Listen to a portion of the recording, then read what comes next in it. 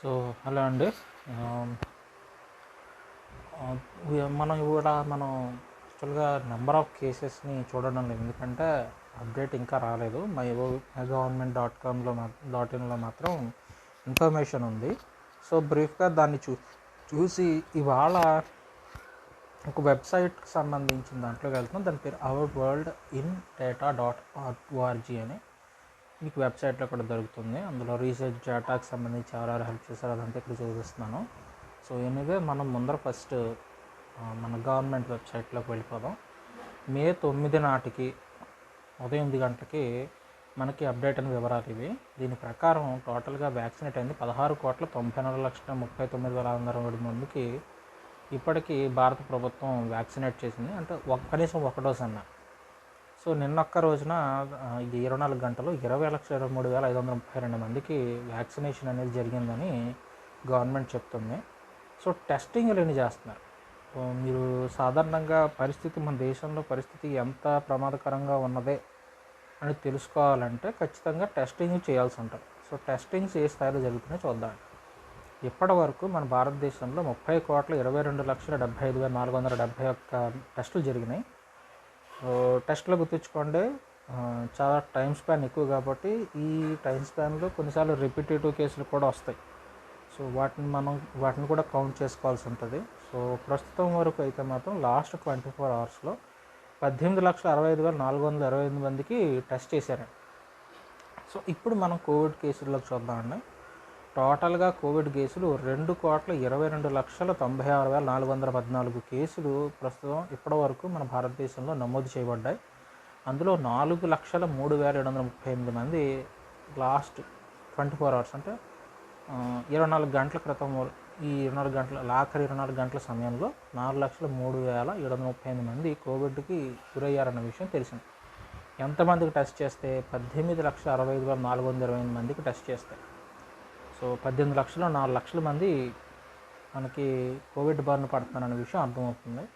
So active కేసులు ఏంటంటే 37,36,648 మంది సో యాక్టివ్గా ఉన్నారు. మొత్తం కేసుల్లో 16.76% మంది యాక్టివ్ కేసులు ఉన్నాయి. డిశ్చార్జ్ అంటే కోవిడ్ నుండి బయటపడిన వారు 1,83,17,404. ఈ సంఖ్య నిన్నటితో పోలిస్తే చాలా భారీ మొత్తంలో పెరిగింది. ఎంత అంటే 3,86,444కి పెరిగింది. సో అంతమంది డిశ్చార్జ్ అయ్యారు. సో డెత్స్కి వచ్చేటప్పటికి 1.09% డెత్స్ నమోదు చేసుకున్నారు.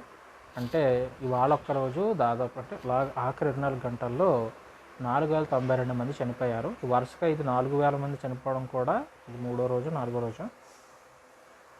సో దీని ప్రకారం చూస్తే 2,42,362 మంది ఇప్పటి వరకు మన భారతదేశంలో చనిపోయారు. సో దాదాపుగా ఏప్రిల్ నిన్న ఊరికనే సరదాగా కాదు ఊరికనే ఒకసారి లెక్కేసి చూశాను.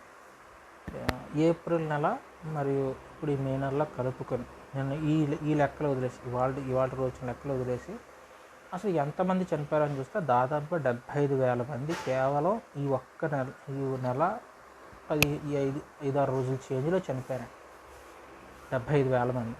మనం ఇంకా మే పూర్తయ్యేటప్పటికి ఒకవేళ ఇదే 4,000 నెంబర్ కనుక కంటిన్యూ అయ్యి ఇంకా పెరుగుతూ పోతే కనుక సో పర్ డేకి 4,000 అంటే ఆల్రెడీ 9వ తారీఖు కాబట్టి ఇంకా 20 రోజులు ఉంది. సో 22 రోజులు, ఇంకొక 80,000 మంది దాకా చనిపోయే అవకాశం ఉంది. 4,000 మంది చనిపోతారు రోజుకి. ఒకవేళ కనుక కేసుల సంఖ్య మరీ బీభత్సంగా పెరిగితే మాత్రం మనం ఏం చేయలేం. సో మే 15 నాటికి ఈ సంఖ్య పెరుగుతుందనే చెప్తున్నారు. సో మనం చేసే టెస్టులు మాత్రం 18 లక్షలే కాబట్టి మనకు తెలియడం లేదు. సో చాలా తక్కువ టెస్టులే చేస్తున్నారు యాక్చువల్గా. సో ఈ టెస్టులు తక్కువ చేయడం వల్ల మనకు తెలియడం లేదు. సో ప్రపంచానికి తెలియాల్సింది ఏంటంటే we need more testing, we need more vaccination. But first we have to get more information on how many people are affected by COVID. Unfortunately, India don't have that much of capacity to do the testing, because in order to test we have to invest something. So unfortunately the state governments don't have that much of financial capability to do so. They are actually stretching their resources for vaccination and as well as tests, and more than the treatment of the COVID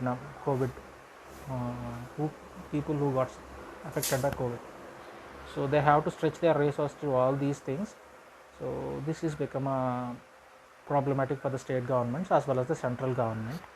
Let's hope that they will increase the number of testing so that the real picture can be heard. If we can increase the testings to 20 lakhs above, maybe we'll get a good understanding about how much India is affected, because 20 lakhs gives us a more deeper understanding rather than only testing 18 lakhs and something like that. It's near to 19 lakhs. If we can increase a little bit, 1 lakh and some change, like 20 lakhs above, then maybe we'll get some more data about it. If you really want to look into it, please visit mygov.in to get the more details about this. And let us go to the article which I want to learn, which I want everybody to know about. This is the website called ourworldindata.org. This actually is a research and data. Actually this is a research చేసేవాళ్ళ data ఇది. So according to that, they researched about a lot of things, and let us first go to about us, and maybe we can, నేను డైరెక్ట్గా వెబ్సైట్లోకి వెళ్ళి చేశాను, అందువల్ల మీకు ఇలా వస్తుంది. మేబీ చూద్దాం. World in data org. Maybe we'll get some more details about who they are and what they are. And okay, so first we'll go to about us. About, so our world in data is poverty, disease, hunger, climate change, war, existential risks and inequality. The world faces many great and terrifying problems. It is these large problems that our work at our world in data focuses on. Data, our world in data వీటి మీద ఎక్కువ focus చేస్తుందంటే poverty అంటే పేదరికం, disease అంటే వ్యాధులు, hunger అంటే ఆకలి, క్లైమేట్ చేంజ్ అంటే వాతావరణంలో వచ్చే మార్పులు, వార్ యుద్ధాలు, ఎగ్జిస్టెన్షియల్ రిస్క్స్ అంటే మనకి కొన్ని దేశాలు ఏంటంటే చాలా తక్కువ మొత్తంలో జనాభా కలిగి ఉంటారు, అట్లాగే వారి యొక్క జాతుల పరంగా కూడా కొన్ని ఇబ్బందుల వల్ల వాళ్ళు అంతరించిపోతున్నారు. సో వాటి గురించి, అట్లాగే టెర్రిఫైయింగ్ ప్రాబ్లమ్స్, ఇంకా ఇతరత్ర మీకు వాతావరణ మార్పులు కానీ ఇంకేముంటే అవన్నీ, వీటి మీద ఎక్కువగా our world in data focus చేస్తుంది, ఎక్కువగా వాటి మీద దృష్టి పెడుతుంది. Thanks to the work of thousands of researchers around the world who dedicate their lives to it, we often have a good understanding of how it is possible to make progress against the large problems we are facing. The world has the resources to do much better and reduce the suffering in the world. So వీళ్ళకి research చేసేవాళ్ళు ప్రపంచవ్యాప్తంగా ఉన్నారు. So వీళ్ళందరూ ఏంటంటే ఇటువంటి సమస్యలపైన మనకి research చేసి దాన్ని మనకి ఈ వెబ్సైట్లో పొందుపరుస్తారు. సో ప్రపంచంలో చాలా దేశాలకి ఇలాంటి వాటిని రీసెర్చ్ చేయడానికి కావాల్సిన రీసోర్సెస్ ఉన్నాయి కాబట్టి వాటిని యూజ్ చేసి వీళ్ళు చేస్తున్నారు. We believe that the key reason why we fail to achieve the progress we are capable of is that we do not make enough use of this existing research and data. So ఏదన్నా సమస్యకి పరిష్కారం దొరకాలంటే అసలు సమస్య యొక్క వివరాలను తెలుసుకోగలిగే ప్రయత్నం చేయాలి. సో ప్రపంచంలో మనకున్న ఈ సమస్యల పట్ల మనం ఎందుకు జయించలేకపోతున్నాం అంటే కారణం ఎక్కడెక్కడ సమస్యలు ఉన్నాయన్న విషయం మనకు తెలియకపోవడం. అంటే డేటా ప్రస్తుతం ఏదన్నా ప్రతిదీ ఎలా మాట్లాడుతున్నారంటే డేటా ఆధారంగా మాట్లాడుతాం. డేటా అంటే is nothing but information. So ఆ ఇన్ఫర్మేషన్ని మనం గ్యాదర్ చేసుకోలేకపోవడం వల్ల అసలు సమస్య ఎక్కడుంది ఏంటంటే దేశానికి కానీ ప్రపంచానికి కానీ తెలియడం లేదు.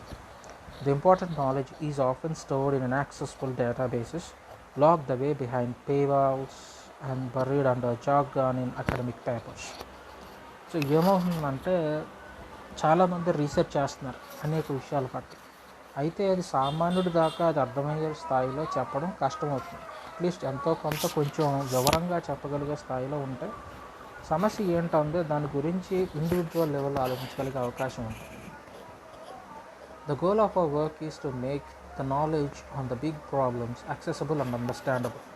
సో వీళ్ళ ఆలోచన అదే. సో ఈ నాలెడ్జ్ని, ప్రాబ్లమ్స్ని మామూలు జనాలకు కూడా చేర్చగలిగితే సో వాళ్ళు ఒక అభిప్రాయానికి రాగలరు. ప్రపంచం అంతా ఒకే అభిప్రాయం మీద రావడం అనేది అసాధ్యం, జరగదు. ప్రతి దేశానికి దానికంటూ కొన్ని అభిప్రాయాలు ఉంటాయి. ఆ అభిప్రాయాన్ని మనం గౌరవించి తీరాల్సింది. కొన్నిసార్లు మనకి ఇష్టం లేకపోయినా కూడా. అయితే కొన్నిసార్లు ప్రపంచం వినాశనం అయిపోతున్నప్పుడు అవన్నీ పక్కకు పోవాలి. సో దురదృష్టవశాత్తు ప్రపంచంలో చాలా దేశాలు ఇది చేయలేకపోతాయి. And we say on our homepage, our world in data is about research and data to make progress against the world's largest problems. So వీళ్ళ యొక్క ముఖ్యమైన మోటో ఏంటంటే సమస్యని రీసెర్చ్ చేసి దానికి సంబంధించిన వివరాలని పొందుపరిచి మనం ఏం చేస్తారంటే ప్రపంచానికి అందించగలగడం ఈ పెద్ద పెద్ద సమస్యల పట్ల. A publication to see the large global problems and powerful changes that reshape our world. So ఇక్కడ ఏంటంటే if you want to contribute a better future for you need to know the problems the world faces. So ఎవరైనా సరే ప్రపంచంలో జరుగుతున్న సమస్యల్ని అర్థం చేసుకుని దానికి తగ్గట్టుగా మనం తయారవ్వాలంటే అసలు సమస్యకు సంబంధించిన వివరాలు మనకు తెలిసి ఉండాలి. అప్పుడే మనం ఏదైనా చేయొచ్చు. To understand these problems daily news is not enough. ఈ సమస్యను అర్థం చేసుకోవడానికి డైలీ న్యూస్ సరిపోతుంది. సో ఒక రకంగా చెప్పాలంటే నిజమే. ఫర్ ఎగ్జాంపుల్ మన డైలీ న్యూస్ ఛానల్స్ కనుక తీసుకున్నట్లయితే దే ఆర్ బయాస్ టువర్డ్స్ వాళ్ళకు పొలిటికల్ బయాస్లు ఉన్నాయి. ఫర్ మనకి ఏపీలో అవ్వచ్చు లేదా ఏ స్టేట్కి వెళ్ళినా లేదా ఎంటైర్ కంట్రీ పరంగా చూసినా every TV channel is politically bias towards something. ఒక పొలిటికల్ బయాస్ ఉంటుంది. ఒక పొలిటికల్ పార్టీకి దే షో బయాస్. సో అప్పుడు ఆబ్వియస్గా వాళ్ళ పొలిటికల్ లీడర్స్ని అకార్డింగ్గా వాళ్ళు ఇన్ఫర్మేషన్ మనకి ఇస్తారు తప్ప they don't give total information. We use to have neutral TV channels maybe before 2014. అంటే అప్పటికి ప్రైవేట్ న్యూస్ ఛానల్స్ అనేవి ఎస్టాబ్లిష్ కాలేదు. They are in the process of establishing. కాబట్టి అప్పుడు న్యూట్రల్ ఛానల్స్ ఉండేవి. But after 2014 most of the TV channels are choosing their sides. Like ఎటువైపు ఉంటాం, national లెవెల్లో అయితే ఏ పార్టీ వైపు ఉంటాం, లోకల్గా అయితే ఏ పార్టీ వైపు ఉంటాం. సో ఆబ్వియస్గా ఇన్ఫర్మేషన్ అనేది అంతిమంగా ప్రజల దగ్గరకు వచ్చినప్పటికీ అది అకార్డింగ్ టు దేర్ పొలిటికల్ అజెండాని బట్టి మారిపోతుంది. సో గ్లోబల్ ప్రాబ్లమ్స్ కూడా అలాగే ఉంటుంది, పొలిటికల్ అజెండా బట్టే మారిపోతాయి. మరి అప్పుడు ఎలా ప్రజలు నిజాలను తెలుసుకోగలరు? సో అది ఇంపార్టెంట్ దాని గురించి. సో ఇంకా మీకు అబౌట్ అస్లో ఇంకా ఉంటుంది. సో దాన్ని చదవండి. So our world in data అనేది రీసెర్చ్కి సంబంధించింది. సో మనం డైరెక్ట్గా ఇప్పుడు ఇండియాకి సంబంధించి వీళ్ళు చేసిన రీసెర్చ్ కోవిడ్ విషయంలో ఏంటని చూద్దాం. అయితే ముందర ఈ రీసెర్చ్ చేసి ఉండే ఎవరంటే Hannah Ritchie, Esteban Ortiz Ospina, Diana Beltekian, Edouard Mathieu, Joe Hasell, Bobbie Macdonald, Charlie Giattino, Cameron Appel, Lucas Rodes, Guirao and Max Roser వీళ్ళు రీసెర్చ్ చేసి డేటా చేశారు. వెబ్ డెవలప్మెంట్ అంటే వెబ్సైట్కి సంబంధించి ఎర్నెస్ట్ వాన్ వోడరన్, Daniel Gavrilov, Mathieu Bergel, Jason Crawford, Marcel Gerber వీళ్ళు ఈ web development చేశారని అంటే మనకు అర్థం కావడం కోసం. సో ఏదేమైనా దీనికి సంబంధించి ఇప్పటివరకు ఈ డేటా 26 నిమిషాల క్రితం అప్డేట్ అవ్వడం జరిగింది. సో దీనికి సంబంధించి మనం చూస్తున్నాము. సో ఈ సెక్షన్ ఎలాగొచ్చింది చూద్దాం. What is the daily number of confirmed cases, how do they compare other countries, what is the cumulative number of confirmed cases, how do they compare to the other countries, bi-weekly cases, where are the confirmed cases increasing or falling, global cases in comparison, how are the cases changing across the world. So ఇండియాని దృష్టిలో పెట్టుకొని daily number of cases ఏంటి, ఈ daily number of cases compare to other వరల్డ్తో చేస్తే ఎలాగుంది, cumulative number of confirmed cases ఎన్ని, so అది వరల్డ్ వైడ్గా కంపేర్ చేసుకుంటే ఎలాగుంది, bi-weekly కేసెస్ అంటే వీక్లీ పరంగా 2 వారాలని దృష్టిలో పెట్టుకొని చేసింది, గ్లోబల్గా అంటే ప్రపంచవ్యాప్తంగా ఈ కేసెస్ ఎలాగున్నాయి కంపేర్ చేసుకోవడానికి. So India what is the daily number of confirmed cases ఇండియాలో ఎలాగున్నాయని చూస్తున్నారండి. సో మనకి ఇక్కడ ఒక గ్రాఫ్ ఇచ్చారు. గ్రాఫ్ ప్రకారం మార్చి 1 నుంచి తీసుకున్నారు. క్షమించండి, ఇక్కడ కనుక చూస్తే మార్చి 1 నుంచి మీకు గూగుల్లో కూడా ఉంటుంది. మార్చి 1న తీసుకున్నారు. అఫీషియల్గా మీకు మార్చి 3.29 ఉంది. సో దీని ప్రకారం ఇది ఏంటని తెలుసుకునే ప్రయత్నం చేద్దాం. Daily new confirmed COVID-19 cases shown in the rolling 7-day average. The number of confirmed cases is lower than the number of actual cases. The main reason is that the limited testing. So ఇక్కడ ఏం చెప్తున్నారంటే అసలు వస్తున్న కేసుల కన్నా confirm case అంటే ప్రభుత్వానికి ఈ ఎన్ని కేసెస్ వస్తున్నాయి అన్నది చాలా తక్కువ ఉంటుంది. కారణం ఏంటంటే భారతదేశ ప్రభుత్వం తక్కువ టెస్టింగ్స్ చేస్తుంది. ఆబ్వియస్గా అది కరెక్ట్, ఎందుకంటే మన జనాభా స్థాయికి 18 లక్షలు చాలా, జనాభాతో కలిసి 18 లక్షలు చాలా తక్కువ, కానీ అది చాలా తక్కువ నెంబర్ చేసిన టెస్టింగ్. సో ఇండియాలో చూడండి యావరేజ్ ఎలా పెరుగుతుందండి. సో ఇవాళ వచ్చేటప్పటికి ఇది హైయెస్ట్ ఎక్కడ నమోదైందంటే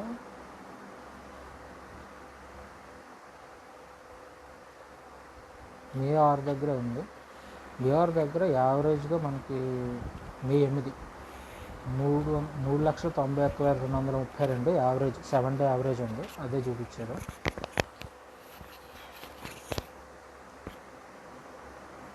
This chart shows the number of confirmed COVID-19 cases per day. This is shown as the 7-day rolling average. So 7 రోజులు యావరేజ్ తీసుకుని దాన్ని మనకు చూపించారు. So each and everyday average మారుతుంది కదా, దాన్ని బట్టి చూపించినది. So what is important to note about the case figures అంటే reported case figures on the given date do not necessarily show the number of new cases on that day. This is due to delays in reporting. So రిపోర్టింగ్లో మనకి ఆలస్యం అవడం వల్ల actual number of cases చూపించే అవకాశం లేదు. The actual number of cases is likely to be much higher than the number of confirmed cases. This is due to limited testing.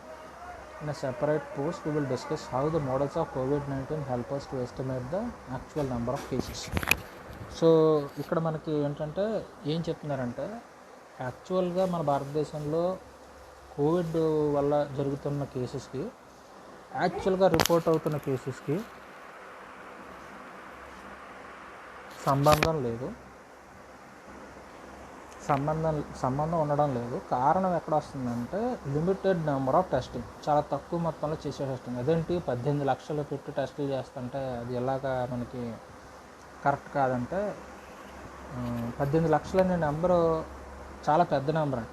అంత పెద్ద నెంబర్ ప్రపంచ దేశాలు దొరుకుతాయి. కానీ 140 కోట్ల మంది జనాభా ఉన్న చోట 18 లక్షలు అనేది అసలు నెగ్లిజిబుల్ క్వాంటిటీతో సమానం. మనం టెస్టింగ్ తక్కువ చేయడం వల్ల మనకు తెలియదు. 18 లక్షల మంది టెస్ట్ చేస్తేనే 4 లక్షల మందికి కోవిడ్ బయటపడుతుందంటే అది ఒక 20 లక్షలు 25 లక్షల మందికి చేస్తే ఆ నెంబర్ చాలా పెద్దది వస్తుంది. సో ఇది ఏంటంటే టెస్టింగ్ను కూడా ఒక రకంగా తగ్గించి చెప్పడం వల్ల ఏంటంటే వాళ్ళకి తెలియదు. ఈ టెస్టింగ్ చేస్తేనే హాస్పిటల్స్కి బెంబేలు ఎత్తిపోతుంది. ఇంకా 25 లక్షలు చేస్తే వచ్చిన వాళ్ళందరికీ ట్రీట్మెంట్ చేయలేక చావాలి. సో అది కూడా ఉంది.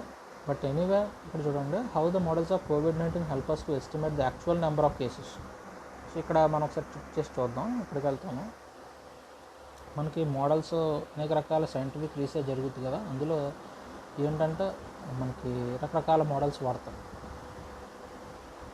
ఇక్కడ మనం చూద్దామండి ఏమేమి ఉన్నాయో. How the epidemiological models of COVID-19 help us to estimate the true number of infections. So epidemic అంటే అర్థం ఏంటంటే ఒక వ్యాధి కనుక భారీ స్థాయిలో కనుక విస్ఫోటనం చెంది ఎక్కువ మందికి దేశాలు కూడా అయితే దాన్ని ఎపిడెమిక్ అంటాం. ఈ ఎపిడెమిక్స్ని స్టడీ చేసేవాళ్ళని ఎపిడెమాలజిస్టులు అంటారు. ఆ స్టడీని ఎపిడెమాలజీ అంటారు. సో ఎపిడెమాలజికల్ మోడల్స్ అనేవి ఉంటాయి. సో అసలు actual number of true infections ఎలా కనుక్కోవాలన్నది చెప్తారండి. దీన్ని చార్లీ జియార్తినో అని చెప్పి ఆయన ఆగస్టు 24, 2020 పోస్ట్ చేశారు. సో దానికి సంబంధించి చూస్తున్నామండి. ఆ key limitation in our understanding of the COVID-19 pandemic is that we do not know the true number of infections. So COVID-19 pandemic వచ్చేటప్పటికి మనకున్న సమస్య ఏంటంటే అసలు నెంబర్ ఆఫ్ ఇన్ఫెక్షన్స్ ఎన్ని ఉన్నాయన్నది మనకి తెలియకపోవడం. మన భారతదేశమే కాదు, ప్రపంచంలో అభివృద్ధి చెందిన ప్రతి దేశం కూడా ఈ విషయంలో ఎక్సెప్షన్ కాదు. అందరూ బాధపడుతున్న వాళ్ళే. దేశాల్లో ఒక రోజులో ఎంతమందికి వచ్చిందంటే తెలుసుకోవడం చాలా కష్టం అండి, జరిగే పని కాదు. Instead of we only know the infections that have been confirmed by a test, confirmed cases. So మనకు సాధారణంగా టెస్ట్ చేయడం ద్వారా కన్ఫర్మ్ కేసెస్ తెలుస్తాయి. But because many infected people never get tested, we know that confirmed cases are only a fraction of true infections. ఇక్కడ ఏం చెప్తున్నారంటే చాలామంది ఏంటంటే ఇన్ఫెక్టెడ్ పీపుల్ టెస్ట్ చేసుకోకపోవడం వల్ల కన్ఫర్మ్ కేసెస్ అనేవి ఎప్పుడు అసలు కేసెస్ కన్నా చాలా తక్కువ మొత్తంలో ఉంటాయి. ఒక ఫ్రాక్షన్ అంటే కొన్ని వంతులో ఉండొచ్చు, లేకపోతే 1/3 వంతు ఉండొచ్చు, 2/4 వంతు ఉండొచ్చు, 1/2 వంతు ఉండొచ్చు, లేదా 1/8 వంతు ఉండొచ్చు, చెప్పలేం, అలా ఉంటుంది. How small a fraction though, అది ఎంత స్మాల్ ఫ్రాక్షన్ అయినా సరే, ఎలాగున్నా సరే. To answer this question several research groups have developed epidemiological models of COVID-19. So చాలామంది ఏంటంటే దీనికి ఎపిడెమాలజికల్ మోడల్స్ని తయారు చేశారు, అసలు ఎంతవరకు ఉండొచ్చు అనేది లెక్కించడానికి. These models use the data we have, confirmed cases and deaths, testing rates and more, plus a range of assumptions and epidemiological knowledge to estimate true infections and other important metrics. So మన దగ్గర ఉన్న వివరాలు అంటే ఎంతమందికి సోకింది, ఎంతమంది చనిపోతున్నారు, ఎంతమందికి టెస్ట్ చేస్తున్నారు, ఇలాగా అన్ని రకాల ఇన్ఫర్మేషన్ని గ్యాదర్ చేసుకుని దాని ద్వారా మనకి ఈ ఎంతవరకు ఇన్ఫెక్షన్ ఉండొచ్చు అన్నది మనకి చెప్తారు. సో ఇక్కడ ద చార్ట్ హియర్ అని చెప్పాను, చార్ట్ ఏం లేదు. యాక్చువల్గా estimates one of the true number of daily infections in the United States from 4 of the most prominent notes for comparison of number of the confirmation show. So ఇక్కడికి 4 రకాల మోడల్స్ని ఇక్కడ పరిచయం చేశారు అనుకుంటే, Imperial College London model, the Institute of health metrics and Evaluation model, Youyang model, తర్వాత London school of Hygiene and tropical medicine, ఈ 4 మోడల్స్ని మనకి ఇక్కడ పరిచయం చేశారండి. సో మనకి institute of health metrics and evaluation అనేది బహుశా మీరు వినే ఉండుంటారు. చాలామంది ఎవరైతే న్యూస్ ఫాలో అవుతారో institute of health metrics and evaluation వాళ్ళ మోడల్స్ ఎక్కువ ఫాలో అవుతున్నట్లు చూస్తాం మనం. The 2 things clear from the chart, all 4 models agree that the true infections far outnumber the confirm cases. ఈ 4 మోడల్స్లోనూ కూడా తేలింది ఏంటంటే ఇన్ఫెక్షన్స్ ఎంత సోకినాయి అన్నది చెక్ చేసుకుంటే అఫీషియల్గా టెస్ట్ చేసిన ద్వారా వచ్చిన వివరం కన్నా చాలా ఎక్కువ మొత్తం ఉంటుంది. But the models disagree by how much and how infections have changed over time. ఈ మోడల్స్లో ఎక్కడ అభిప్రాయ భేదం వస్తుందంటే ఇన్ఫెక్షన్స్ ఎలా చేంజ్ అయిన టైంలో ఎంత చేంజ్ అయినాయి అన్నది డిసగ్రీ అవుతాయి అన్నట్టుగా చెప్తున్నారు. When the number of confirmed cases in the US reached a peak in late July 2020, the IHME, Institute of Health Metrics and Evaluation, and LSHTM, అంటే the London School of Hygiene and Tropical Medicine, ఈ models estimated that the true number of infections was about twice as high as confirmed cases. So వాళ్ళు చెప్పిన దాని ప్రకారం ఏంటంటే institute of health metrics and evaluation, London school of health and tropical medicine, ఈ 2 models చెప్పిన దాని ప్రకారం అమెరికాలో జూలై 2020 వాళ్ళు పీక్ చేరుకున్నారండి COVID-19 కేసెస్ విషయంలో. సో చేరుకున్న పీక్ని బట్టి వాళ్ళు చెప్పింది ఏంటంటే అసలు ఇన్ఫెక్షన్స్ కన్నా ట్వైస్ అంటే 2 ఇన్ఫెక్షన్స్ జరుగుతున్నాయనే విషయం చెప్తున్నారండి. తర్వాత the ICL model estimated it was nearly 3 times as ICL అంటే మీకు ఇంపీరియల్ కాలేజ్ లండన్ ప్రకారం అయితే 3 పెరిగిందని చెప్పింది. యూయాంగ్ మోడల్ అయితే estimated 6 times as Youyang model 6 times ఎక్కువ అని చెప్తాం. Back in March the estimated discrepancy between confirm cases and true infections was even many times bigger. So మార్చికి వచ్చేటప్పటికి ఈ ఎస్టిమేషన్స్ అనేవి ఇంకా చాలా పెద్ద మొత్తంలో పెరిగాయి, ఆ డిస్క్రిపెన్సీస్ కూడా పెరిగాయి. In this course we examine these 4 models and how they differ by unpacking their essential elements, what they are used for, how they work, the data they are based on, and the assumptions they make. So ఇవన్నీ assumptions అవ్వచ్చు. At the same time మీరు అర్థం చేసుకోవాల్సింది ఏంటంటే దానికి అనేక రకాల reasons ఉన్నాయి. ఫర్ ఎగ్జాంపుల్ మనకి ప్రొఫెసర్ నాగేశ్వరరావు గారు అని ఉన్నారు. ఆయన ఎక్కువగా ఈ institute of health metrics evaluation గురించి ఎక్కువ చెప్తూ ఉంటారు. సో ఆ మోడల్ ప్రకారం వెళ్తున్నట్టు చెప్తున్నప్పుడు ఏంటంటే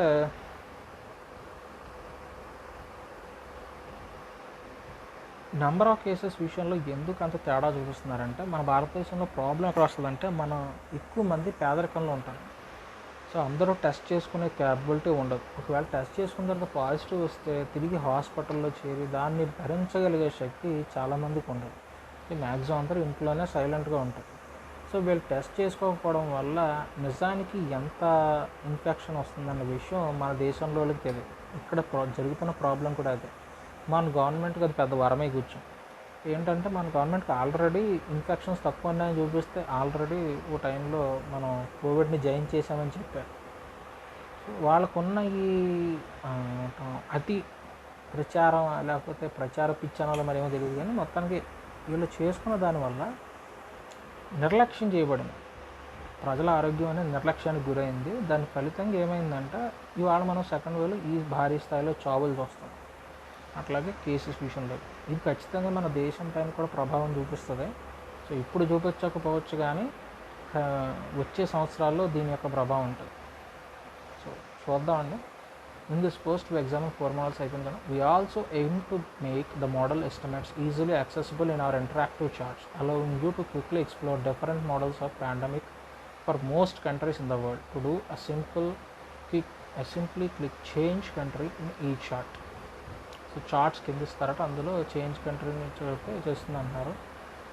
The 3 of 4 models we look at are SCIR models, which simulate for individual in a population move through 4 states of a COVID-19 infections: being susceptible, exposed, infectious, recovered. SCR అని అన్నారు కదండి. S for susceptible, E for exposed, I for infectious and recovered or deceased.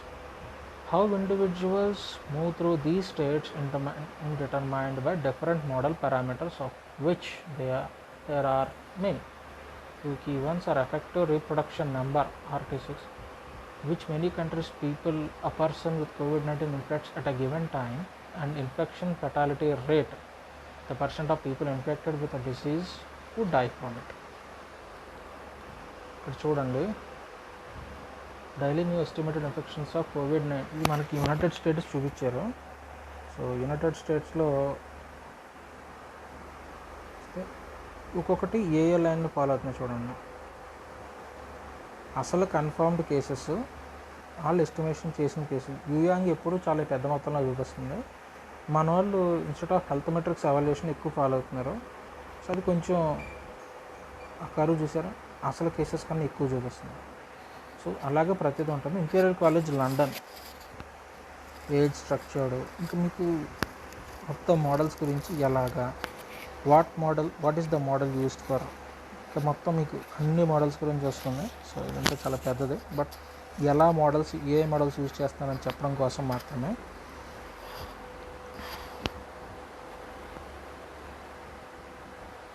ఇప్పుడు India daily confirmed cases, how do they compare to other countries.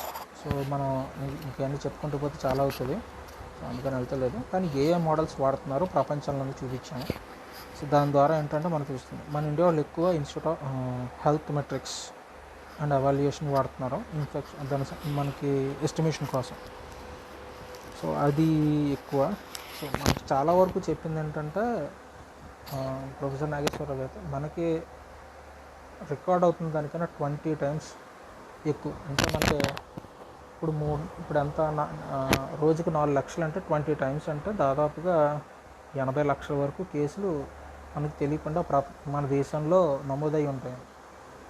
So అంటే అన్ని టెస్టులు చేస్తాం కదా, మనం చేసిందే 18 లక్షల కేసులు టెస్ట్, కాబట్టి మనకు తెలిసింది చాలా తక్కువ. 80 లక్షల కేసులు కనుక దేశంలో నమోదైతే మరి మిగతా మహిళలంతా ఎక్కడ ట్రీట్మెంట్ తీసుకున్నా తెలియదు. ఎందుకంటే హోమ్ ట్రీట్మెంట్ అనేది అన్నిసార్లు కరెక్ట్ అయింది కాదు. ఏమాత్రం రాంగ్ అయినా ఊరికి కోవిడ్ వస్తుంది. సో అది కూడా చూసుకోవాలి మనం. సో దీని ప్రకారం మ్యాప్లో చూడండి, ప్రపంచంలో సంబంధించి మనకి ఇక్కడ చూపిస్తున్నారు. 7 డే యావరేజ్గా తీసుకుంటే 1 మిలియన్కి ఎంతమందికి కోవిడ్ వస్తుందని చూస్తే మన దేశం చూడండి ఎలా ఉంటుందో.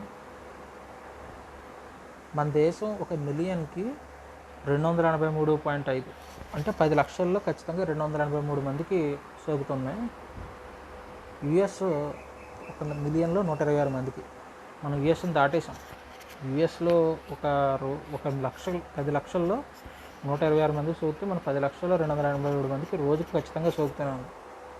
ప్రతి 10 లక్షల్లో 283 మందికి సోకుతుంది.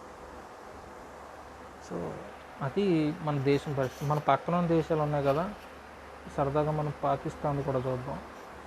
పాకిస్తాన్లో 18 మందికి, శ్రీలంకలో 89 మందికి, చైనాలో 0.01, వాళ్ళు అసలు లేనే లేరు. బంగ్లాదేశ్లో 10 మంది. సో ఇలా ఉందండి. మనకి బ్రెజిల్ ఉంది కదా, బ్రెజిల్లో 282 మంది. సో ఇండియా తర్వాత ఎక్కువ ఇన్ఫెక్షన్స్ నమోదవుతుంది బ్రెజిల్లోనే. ఇండియా బ్రెజిల్ ఎక్కువ నమోదవుతున్నాయి. దాని గురించి చెప్తున్నారు. Differences in population size between different countries are of and large. So ఇది కూడా ఉంటుంది. మన భారతదేశంలో పాపులేషన్ సైజ్ ఎక్కువ, అఫీషియల్ డేటాని ఆధారంగా చేసుకొని చెప్తున్నారు కాబట్టి ఇలాగ ఉంటుంది. To compare countries in it's insightful to look the number of confirmed cases per million people. This is what the chart shows. ఇప్పుడు చూడండి ఏమంటున్నాడంటే, 1 మిలియన్ పీపుల్లో నెంబర్ ఆఫ్ కన్ఫర్మ్ కేసెస్ ఎన్ని ఉంటున్నాయని చెప్తున్నాం. ప్రతి 10 లక్షల్లో 283 మందికి కన్ఫర్మ్ అవుతున్నాయి కేసులు. 10 లక్షల్లో 283 అంటే తక్కువ. సరే, 1 కోటి మందికి 2,800, 10 కోట్ల మందికి 28,000, 100 కోట్ల మందికి 2,83,000 మందికి రోజు కన్ఫర్మ్ అవుతున్నాయని అర్థం. 7 డే యావరేజ్ తీస్తే. India, what is the cumulative number of confirmed cases? So మనకి జనవరి 30, 2025 చెప్తున్నారండి. సో మనం మే 8లో ఉన్నాం. సో మీరు చూడండి, ఇది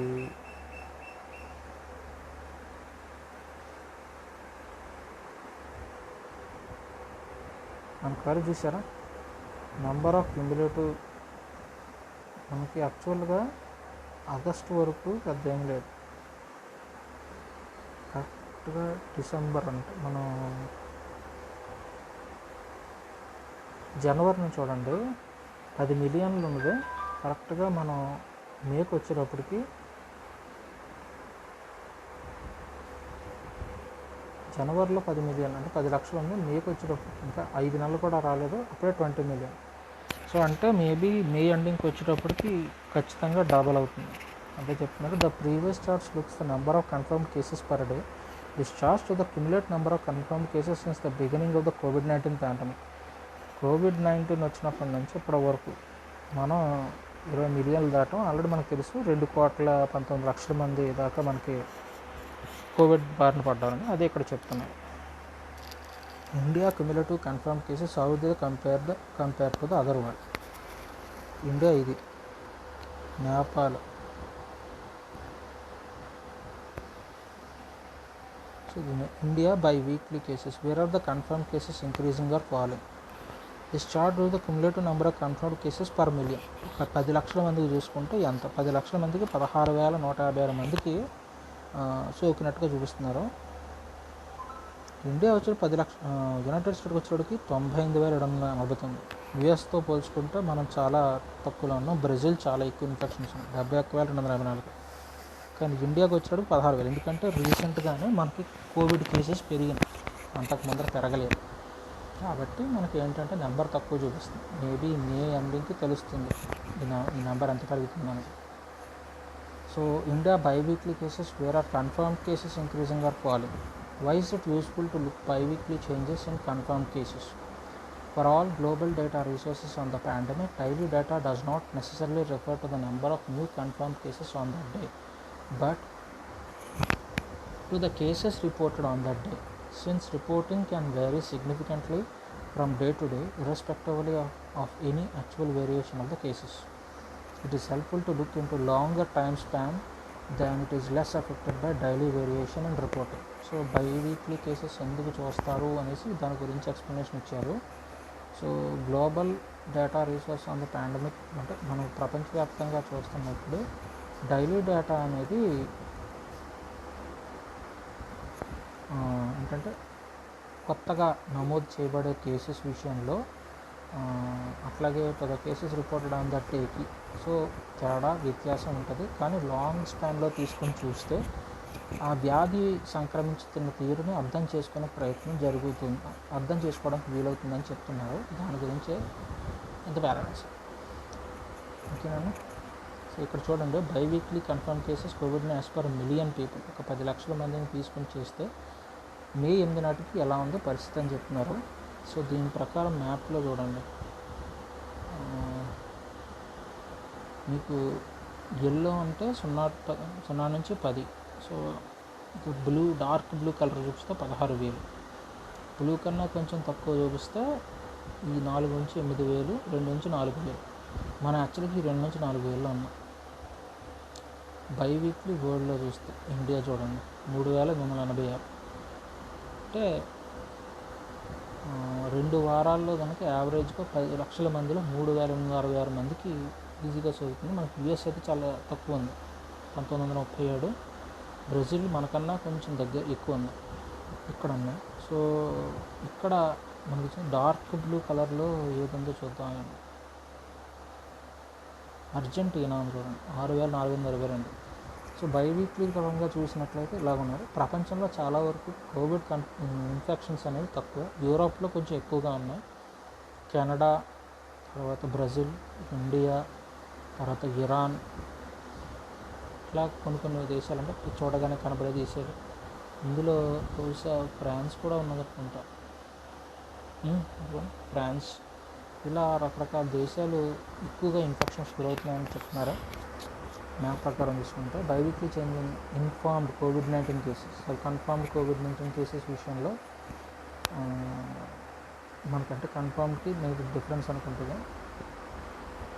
ఇదిగోండి, మన భారతదేశంలో కన్ఫర్మ్ అయిన కోవిడ్ కేసెస్ ప్రపంచవ్యాప్తంగా చూసుకుంటే 48% ఉన్నాయి. అమెరికా -28%, తగ్గినాయి బాగా. Brazil -3%. Biweekly growth rate of any given date measures on the percentage of change in the number of new confirmed cases over the last 14 days related to the number in the previous 14 days. ఈ 14 రోజుల సమయంలో ఇచ్చిన date ఆధారంగా చూసుకొని ముందర 14 రోజులు బట్టి ఎంత ఇంప్రూవ్మెంట్ జరుగుతుంది, అంటే ఎంత ఎక్కువ అవుతుంది. దాని ప్రకారం చూస్తే మన భారతదేశంలో 14 రోజుల క్రితం కన్నా ఈ రోజుకి 48% పెరుగుదల నమోదు చేసుకుంది. అమెరికాలో 14 రోజుల కన్నా ఈ రోజుకి తక్కువైంది, అంటే -28%, అంటే 28% తగ్గుదలైంది. బ్రెజిల్లో 3% తగ్గుదల నమోదు చేసుకుంది. ఆస్ట్రేలియాలో 1% కన్నా కొంచెం నమోదు చేసుకుంది. అందరికన్నా ఇంకా బ్లూ కలర్లో ఉంటే తక్కువ. బ్రౌన్ కలర్లో నాకు తెలిసి ఏ కంట్రీ ఉంది, ఫిలిప్పీన్సా, అందరికన్నా ఎక్కువ కంబోడియా, వియత్నాం 192% కేసులు నమోదు చేసుకున్నాం. తిరిగే కొద్ది అన్నీ. కానీ ప్రపంచంలో వచ్చిన ఎక్కువ కేసులు అన్నీ మన ఇండియాలోనే ఉంటాయి. శ్రీలంకలో 295%. అంటే 14 రోజుల క్రితంతో పోలిస్తే కేసుల సంఖ్య ఇన్ని రెట్లు పెరుగుతున్నట్టు లెక్క. సో శ్రీలంకలో 295% కేసులు పెరుగుతున్నాయి 14 రోజుల క్రితంతో పోలిస్తే. ఇండియాలో 45% పెరుగుతుంది. 45% కానీ తక్కువ తీసుకోకండి. ప్రపంచంలో ఉన్న అన్ని దేశాలతో కంపేర్ చేసుకుంటే చాలా పెద్ద నెల. అంటే వాళ్ళ జనాభాతో కంపేర్ చేసుకుంటే మారిపోతుంది. శాతాల ప్రకారం చూస్తే మనం తక్కువ. India global cases in comparison, how the cases are changing across the world. India, what is the daily number of confirmed deaths ప్రకారం చూడండి.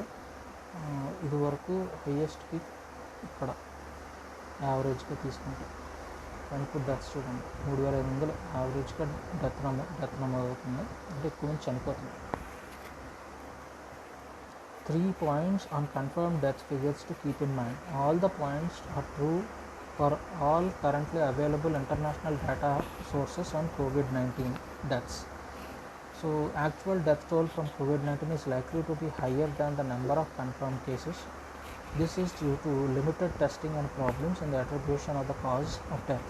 The difference between reported confirm deaths and actual deaths varies by country. ఇక్కడ ఏం చెప్తున్నారు, మనం టెస్టులు తక్కువ చేయడం వల్ల అసలు ఎంతమంది చనిపోతున్నారనే విషయం మనకు తెలియడం లేదు. దానివల్ల ఏంటంటే ఇది కంట్రీ బై కంట్రీ మారుతుందని చెప్తున్నారు. The COVID-19 deaths are recorded may differ between countries. Countries may only count hospital deaths, whilst other also include deaths in homes. So ఇక్కడ COVID-19 deaths are recorded may differ between countries. Some countries may only count hospital deathsని మాత్రమే count చేస్తాయి. కొన్ని countries ఇంట్లో చనిపోయిన వాళ్ళని కూడా count చేస్తాయి. మన దేశంలో కనుక చూసినట్లయితే ఇంట్లో చనిపోయిన వాళ్ళని కోవిడ్ నాన్ కోవిడ్ అనేది ఎలా సర్టిఫై చేస్తున్నారనేది ఎవరికి తెలియదు. The death figures also given, they do not necessarily show the number of new deaths on that day, but the deaths reported on that day, since the reporting can vary significantly from the day to day. Irrespective of any actual variation of deaths, it is helpful to view the 7-day rolling average on the daily figures as we do in the chart here. So day to day మనం లెక్కలు తీసి దాన్ని చేయడానికి మన దగ్గర actual data ఉండదు, కాబట్టి వాళ్ళు ఏం చేస్తున్నారంటే యావరేజ్ని తీసి యావరేజ్ని ఆధారంగా చేసుకుని చెప్తున్నారు. సో కాబట్టి చాలా వరకు మనకి అంచనాకైతే వస్తాయి. India daily confirm deaths, how do they compare to the world countries. So ఇక్కడ మనం చూద్దామండి, ఇది పర్ మిలియన్ పాపులేషన్ అంటే 10 లక్షల మందిని పారామీటర్గా తీసుకొని చేసిందన్నమాట. సో దీని ప్రకారం ఇండియా ప్రతి 10 లక్షల మందిలో 2.77 ఇద్దరు ఖచ్చితంగా 2.77 ఉంటున్నారు డెత్ రేటు. యుఎస్ఏతో కంపేర్ చేసుకుని 2.05 డెత్స్. బ్రెజిల్ అయితే 10. బ్రెజిల్లో చాలా ఎక్కువ మంది చనిపోతున్నారు. యుఎస్ కదా మన అందరం అంటే కొంచెం అందరం బాగా యుఎస్తో కంపేర్ చేసుకున్నాం కాబట్టి కదా 2.5. రష్యా వచ్చి 2.37. ఇండియా వచ్చేటప్పటికి 2.77. సో ఇవే ప్రస్తుతానికి యూరోప్లో ఏదైనా కంట్రీ ఉంటే దాన్ని చూద్దాం. మనకి క్వాడ్లో సపోర్ట్గా ఉంది బ్రిటన్, కాబట్టి బ్రిటన్లో 0.17. సో అందరికన్నా ఎక్కువ మనమే ఉన్నాం. సో అదే why adjust the size of the population. Differences in population size between countries are often large. When COVID-19 death count is more populous countries tends to be higher. So ఎందుకు parameter తీసుకున్నారని చెప్పారు, ఎందుకంటే మన దేశ జనాభాతో పోల్చుకోవడానికి మిగతా ఖండంలో బహుశా చైనా తప్ప ఇంకెవరితోటి మనం పోల్చుకోలేం, ఎందుకంటే ప్రపంచంలో 2వ పెద్ద లైన్ కాబట్టి అంత ఈజీ కాదు. సో అందుకని 10 లక్షల మందిని పారామీటర్గా తీసుకుని చేసిన లెక్కలవి. Because of this, it can be insightful to know the number of confirmed deaths in a country compared to the number of people who live there, especially when comparing across countries. So America జనాభా మొత్తం తీసుకుంటే మహా అయితే ఉత్తరప్రదేశ్, బీహార్, జార్ఖండ్ లాంటి 3-4 రాష్ట్రాలు కలిపితే ఎంత ఉంటుంది అంత ఉంటుంది. మరి అలాంటప్పుడు మనం అమెరికాతో డైరెక్ట్గా కంపేర్ చేయాలి. సో పారామీటర్ తీసుకుని చేయాలి. అందుకని 10 లక్షల మంది జనాభాని ప్రామాణికంగా తీసుకుని చేశారు. ఆ రకంగా చూసినట్లయితే మనం దాదాపుగా ఇండియా ఇదిగోండి 1 నుండి 0.5, 0.1 నుంచి 0.5 7-day యావరేజ్ ప్రకారం వెళ్తున్నారు. ఇదేంటిది డైలీ కన్ఫర్మ్ డెత్స్ పర్ మిలియన్కి కన్ఫర్మ్ డెత్స్ ఎలాగ ఉన్నాయి అంటే 1,00,000 ఒకటి. సో దీని ప్రకారం చూస్తే మన ఇండియా పరిస్థితి ఎలాగ ఉంది. ఇక్కడ మనకి ఎక్కువ మొత్తం 10 కన్నా ఎక్కువ మొత్తంలో మరణాలు ఇక్కడ సంభవిస్తున్నాయి. దాని తర్వాత అమెరికాలో ఎక్కువ సంభవిస్తున్నాయి మరణాలు. తర్వాత ఇదిగోండి మనం చాలా అదృష్టవంతులు, మనకి మరణాలు చాలా తక్కువగా సంభవిస్తున్నాయి. So this is how you can see. So మనకి ఏంటంటే ప్రపంచంతో కంపేర్ చేసుకున్నప్పుడు మన ఇండియా పరిస్థితి ఎలా ఉందని అర్థం చేసుకోవడానికి ఈ వెబ్సైట్ ఉపయోగపడుతుంది. సో ఇది ఒక కంపారిజన్. అంటే మామూలుగా కొంచెం ఇంగ్లీష్ తెలిసి ద్వారా వివరాలు తెలుసుకోవాలనుకున్న వాళ్ళకి చాలా బాగా ఉపయోగపడుతుంది. So that it will useful for you, normal పీపుల్కి మాత్రమే. సో ఇక ఇంకొకటి ఉందండి, ల్యాన్సెట్ అని చెప్పి ఒక జర్నల్ కోవిడ్ పైన మనకి విడుదల చేశారు. అంటే ఇండియాలో జరిగిన పరిస్థితులపై చిన్నపాటి జర్నల్ రాశారు. ఆ జర్నల్ కూడా చదువుదాము, ఎందుకంటే న్యూస్ ఛానల్స్లో ఆ జర్నల్ గురించి చాలా ఎక్కువగా డిస్కస్ చేశాను. సో దాంతో పీడిఎఫ్ ఉన్నట్టుంది, బట్ అనేది ఇదే చదువుదాం. సో ఇది ల్యాన్సెట్ జర్నల్ అండి, ల్యాన్సెట్ పత్రిక. ఇది యాక్చువల్గా ఏంటంటే పొలిటికల్ అఫిలియేషన్స్ ఉంది కాదు, ప్రపంచంలో ఉండే డాక్టర్లందరూ కొంచెం అంటాము వాళ్ళు నడుపుతున్న పత్రిక ఇది. వీళ్ళని చాలా వరల్డ్ రనౌండ్ డాక్టర్స్ నడుపుతున్న పత్రిక కాబట్టి అది త్వరగా కూడా బ్లేమ్ చేయలేడండి. ఆ పొలిటికల్ పార్టీకి సపోర్ట్ అని అన్నట్లేదు కనుక. సో అనమాట. సో ది సీన్స్, సో వాళ్ళు ఏం రాశారు చూద్దాం. The scenes of suffering in India are hard to comprehend. As of May 4th, more than 20.2 million COVID cases of COVID-19 had been reported, with a rolling average of 378,000 cases a day, together with more than 222,000 deaths, which experts believe that likely to be substantial underestimates. ఇప్పుడు ఏం చెప్తున్నారంటే ఈ డాక్టర్లందరూ రిపోర్ట్స్ని బట్టి మే 4 నాటికి ఇండియాలో 20.2 million కేసులు, అంటే 2,20,00,000 అన్నట్టు ఆ కేసులు నమోదైనాయి. సో దాని ప్రకారం చూస్తే ఇప్పటికే చనిపోయిన రోజుకి నమోదవుతున్న కేసులు యావరేజ్గా 3,78,000 పైన ఉన్నాయి. 2,22,000 చనిపోయారు. అయినా ఇవన్నీ చాలా తక్కువగా చెప్పబడిన నెంబర్లో అని చెప్తున్నారు. Hospitals are overwhelmed, health workers are exhausted and becoming infected. So hospitals తట్టుకోలేని పరిస్థితుల్లో ఉన్నాయి. చాలా ఓవర్వెల్మ్ అంటే చేయడానికి కూడా వీలైనంత ఎక్కువ మంది చేరారని. అట్లాగే హెల్త్ వర్కర్స్ నిరసించిపోయారు. అలాగే మరి ఇన్ఫెక్షన్ కూడా గురవుతున్నారు, కోవిడ్ ఇన్ఫెక్షన్కి. Social media is full of desperate people, doctors and the public seeking medical oxygen, hospital beds and other necessities. So ఇక్కడ మనకి సోషల్ మీడియా ఎలా ఉందంటే, డెస్పరేట్ అంటే ఇప్పుడు అనగా ఆశతో చేజాచే వాళ్ళ పరిస్థితులు అంటే అలా ఉందన్నట్టు చెప్తున్నారు. యాక్చువల్గా అందులో నిజం ఉందో, నార్త్ ఇండియాలో ఈ పరిస్థితి ఎక్కువ ఉంది, సౌత్లో పరిస్థితి. సో డాక్టర్స్ పబ్లిక్ ఆక్సిజన్ కోసం అని చెప్పి, హాస్పిటల్ బెడ్ల కోసం అని చెప్పి తిరుగుతున్నారు. Yet, before the second wave of cases of COVID-19 began to mount in early March, Indian Minister of Health Harshvardhan declared that India was in the end game of the epidemic. So, ఇక్కడ మన health minister Harshavardhan గారి గురించి ఒక చిన్న మాట రాశారు. ఎందుకంటే Covid ఇంకా ముగిసిపోయిన అధ్యాయం అని చెప్పారని చెప్పి దీని గురించి ఘాటుగా మాట్లాడారు. The impression from the government was that India had beaten COVID-19 after several months of low case counts, despite repeated warnings of the dangers of the second wave and the emergence of new strains. So,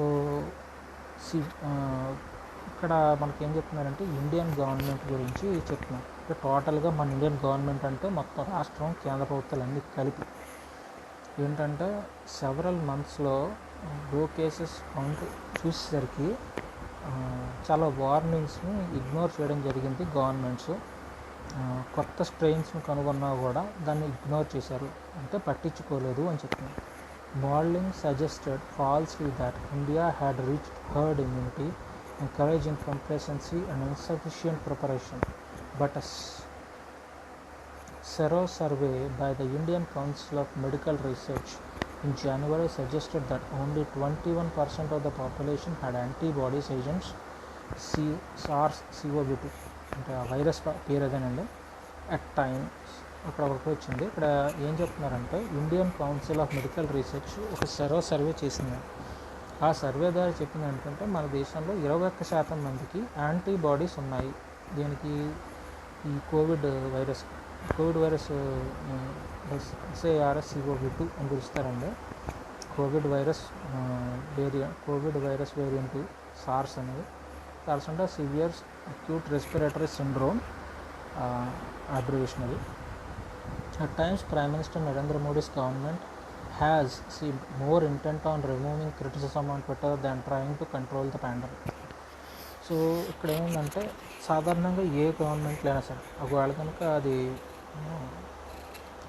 democratic government అయితే criticism అనేది allow చేయాల్సి ఉంటుంది.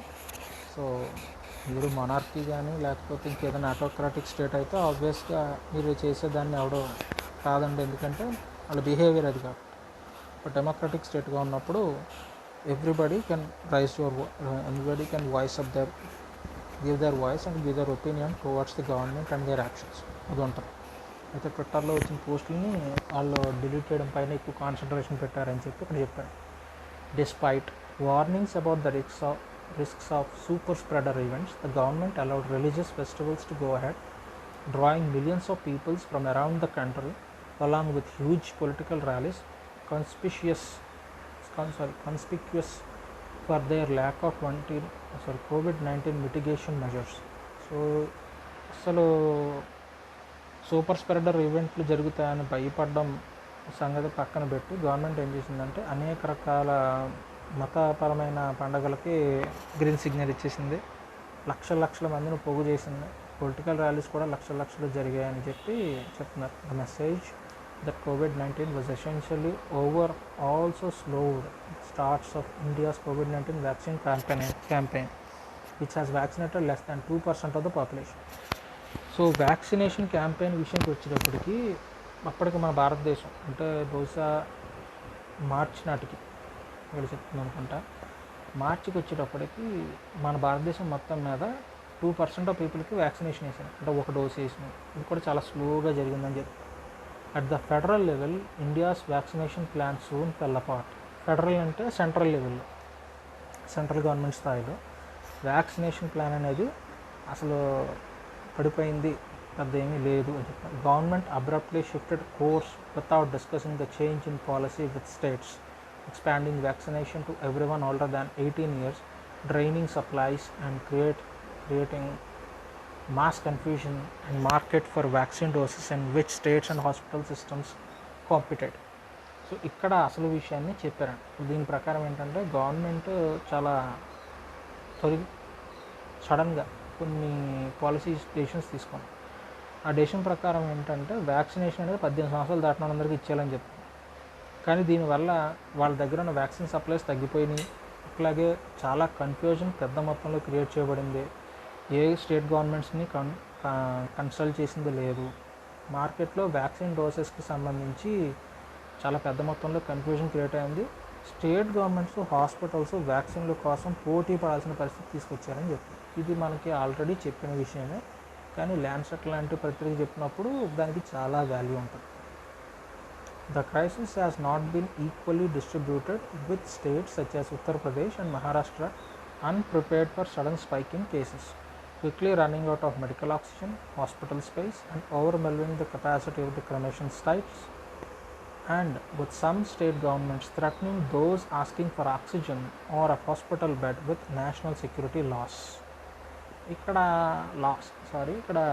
ఏంటంటే crisis have not been equally distributed. So ఇక్కడ crisis అనేది అన్ని చోట్ల ఒకేలా లేదండి. ఎగ్జాంపుల్ ఉత్తరప్రదేశ్, మహారాష్ట్రని ఎందుకు చెప్తున్నారంటే ఉత్తరప్రదేశ్ సెకండ్ వేవ్లోనే ఎక్కువగా ఎఫెక్ట్ అయింది. మహారాష్ట్ర మొదటి నుంచి ఆ రాష్ట్రం ఎక్కువ ఎఫెక్ట్ అయింది. ఎందుకంటే మోస్ట్ బిజినెసెస్ అన్నీ మహారాష్ట్ర చుట్టూనే జరుగుతాయి, ముంబై చుట్టూనే సెంట్రల్గా పెట్టి జరుగుతాయి. ఆబ్వియస్గా మరి దానికి చాలా ఇంపార్టెన్స్ ఉంటుంది కాబట్టి. సో ఈ సడన్ స్పైక్ ఆఫ్ కేసెస్ రావడం, అదే కేసెస్లో ఎక్కువగా ఒకేసారి పెరగడం, మెడికల్ ఆక్సిజన్ సడన్గా తగ్గిపోవడం, హాస్పిటల్లో కూడా కేసెస్ లేకపోవడం, అంటే హాస్పిటల్లో పేషెంట్స్ని చేర్చుకోవడానికి సరైన వసతి లేకపోవడం, అట్లాగే శ్మశానంలో వందల మంది ఒకేసారి వచ్చి శ్మశానాల్లో మరి క్రిమేట్ చేయడానికి అవసరం రావడం, ఈ కొన్ని విషయాల్లో గవర్నమెంట్లే ఎవరన్నా ఆక్సిజన్ అడిగితే తీసుకెళ్ళి జైల్లో వేసే పరిస్థితి, హాస్పిటల్ బెడ్ అడిగినా ఆక్సిజన్ అడిగినా జైల్లో వేసిన పరిస్థితి. దానికి నేషనల్ సెక్యూరిటీ లాస్ని వాడారు. ఇది వాడింది ఏ రాష్ట్రం కాదు, ఉత్తరప్రదేశ్ వాడింది. నిజంగా అది కొంచెం బాధపడే విషయమే. ఒక పెద్ద ఆయన, అతని పేరు శశాంక్ యాదవ్, ఆయన తాతగారికి ఆక్సిజన్ కావాలని పాపం కొద్ది రోజులుగా తిరుగుతున్నాడు, దొరకడం లేదు. ఒక ఆక్సిజన్ సిలిండర్తో ఇంకో ఆక్సిజన్ సిలిండర్ కోసం పడిగాపులు కాస్తున్నాడు. ట్విట్టర్లోనూ ఇందులోనూ పాపం ఆయన ఆక్సిజన్ సిలిండర్ కావాలి, ఎవరికైనా అవకాశం ఉంటే చెప్పండి అని చెప్పి ఫేస్బుక్లోనూ ఇందులో పోస్ట్ పెడితే దానికి కానీ అతన్ని నేషనల్ సెక్యూరిటీలో యూపా చట్టం ఉపయోగించి తీసుకెళ్ళి జైల్లో వేశారు. ఈ విషయం చాలా తక్కువ మందికి తెలియదు, కానీ జరిగింది.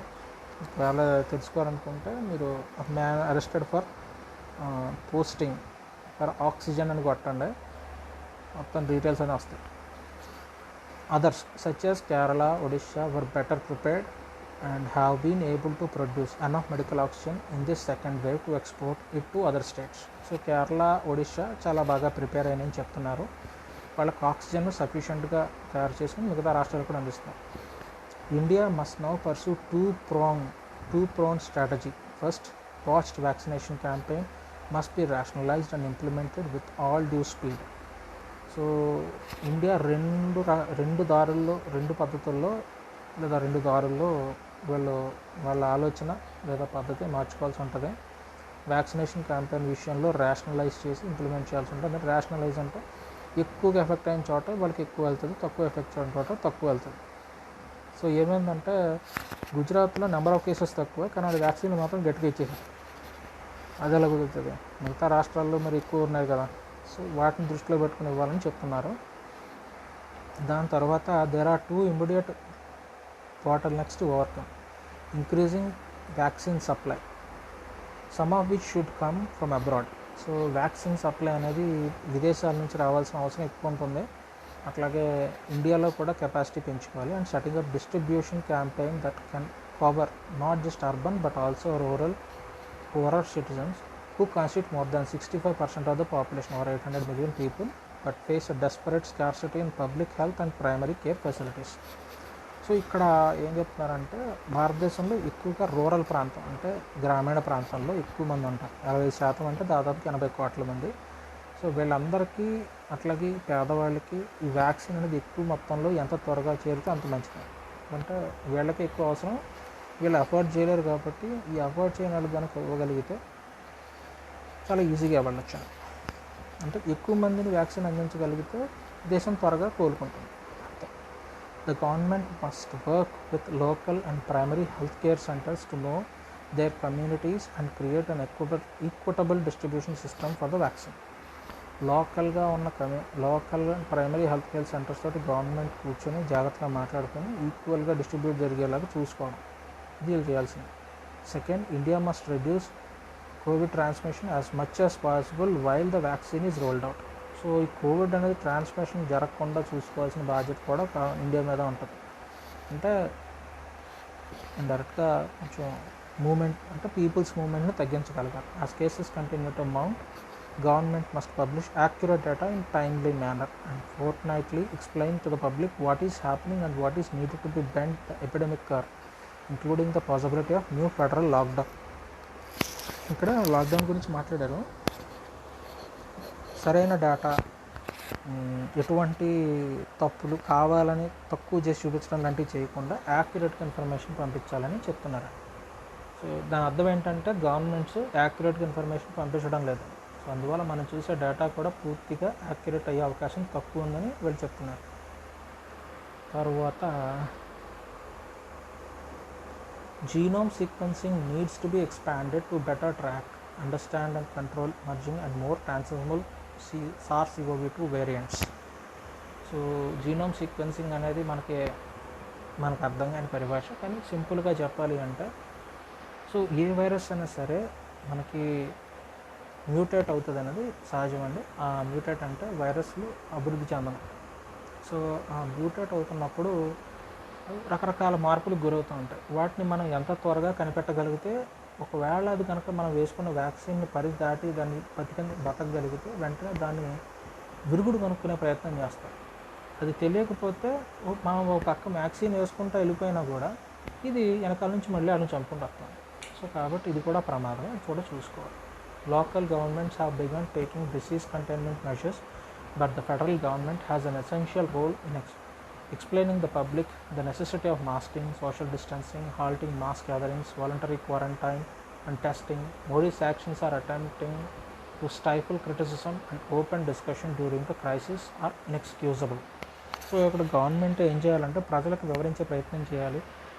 ఎంత అవసరం దేశానికి మాస్క్ అవ్వచ్చు, సోషల్ డిస్టెన్స్ అవ్వచ్చు, మాస్ గ్యాదరింగ్స్ అంటే పెద్ద మొత్తంలో గ్యాదర్ అవ్వడం కానీ ఇలాంటివి చేయకుండా చేయడం, వాలంటరీ క్వారంటైన్ చేసుకోవడం, టెస్టింగ్ మీద దృష్టి పెట్టండి. సో ఎవరన్నా క్రిటిసైజ్ చేస్తుంటే మీరు వెళ్ళి డిస్కషన్ వాళ్ళని ఆపేసి మొత్తానికి జైల్లో పెట్టడం లాంటివి చేయడం అనేది కరెక్ట్ కాదని చెప్తున్నారు. The Institute for Health Metrics and Evaluation estimates that India will see a staggering 1 million deaths from COVID-19 by August 1st. August 1 నాటికి ఖచ్చితంగా భారతదేశంలో 10 లక్షల మంది అయితే చనిపోతారనేసి మీకు ఆల్రెడీ ఇందాక ఒక మోడల్ గురించి చెప్పాను కదా, ఎలా ఈ కోవిడ్ డెత్స్ నమోదు చేయబడతాయి,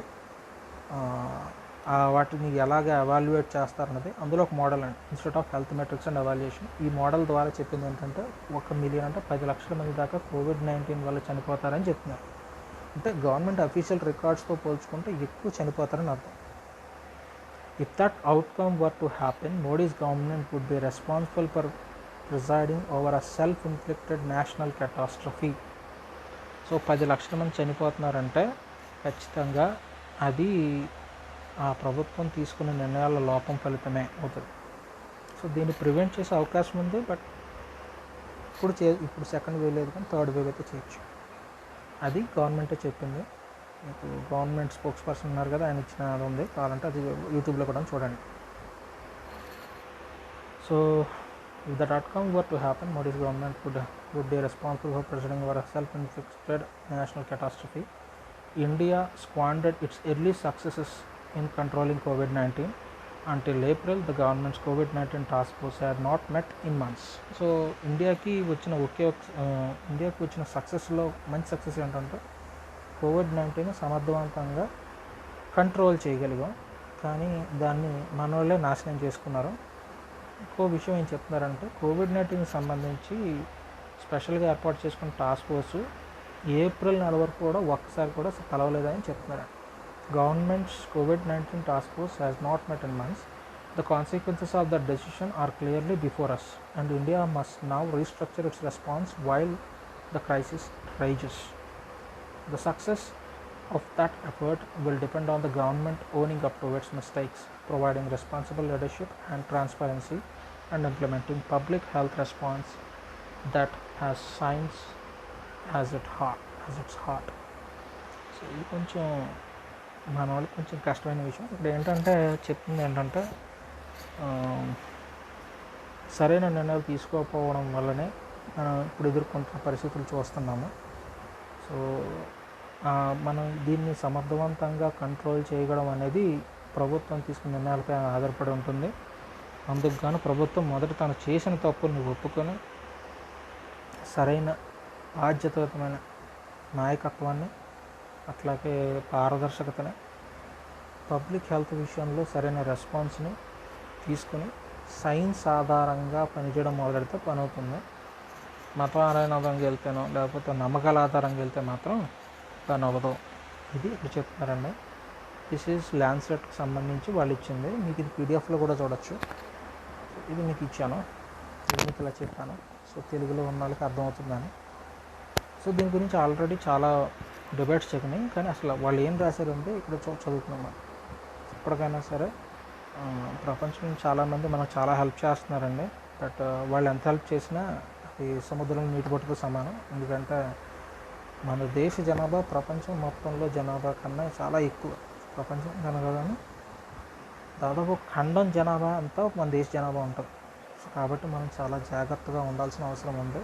I hope that everyone will be staying at their homes. Mask వేసుకోండి, వెళ్ళినంత వరకు బయట తిరిగే ప్రయత్నం చేయకండి.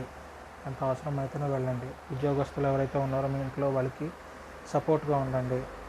తొందరపడి అనవసరంగా గొడవలు పెట్టుకునే ప్రయత్నం చేసుకోవద్దు. ఎందుకంటే ఇంట్లోనే ఉంటారు కాబట్టి ఆబ్వియస్గా మైండ్ చాలా డిస్టర్బ్ అవుతుంది. సో కాబట్టి మనం చాలా జాగ్రత్తగా ఉండాలి. లెట్స్ హోప్ దట్ మన కంట్రీని మనం కాపాడుకునే ప్రయత్నం చేసుకుందాం. జై హింద్.